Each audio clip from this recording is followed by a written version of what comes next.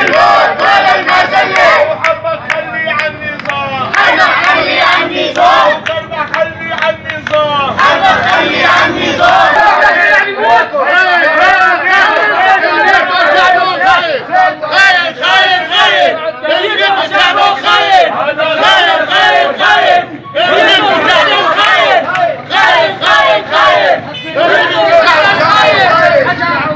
جيش الاسلام وانا هيك عم طالب بوقف الدم، هدم الكعبه، حجر حجر عند الله اهين من قتل مسلم.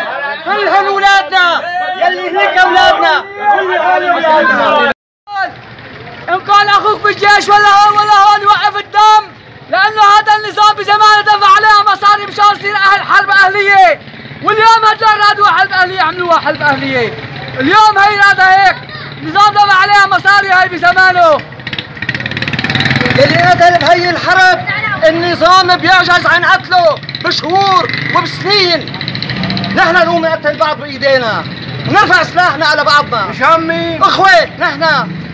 هي القادة اللي اخذتها القرار هذا لازم تتحاسب كلها. اجى القرار خارجي من هنيك ولا من بالاقتتال الداخلي، قرار خارجي بالاقتتال الداخلي. هي النهاية. يجب محاسبة المحكمة الدولية. الشعب يعرفون هذا الزلمه، هذا شعوه بجيش الاسلام. رحنا 300 واحد لو رايحين هيك، رايحين على الضراب السخن على المخيم، ما كانوا فتحوها.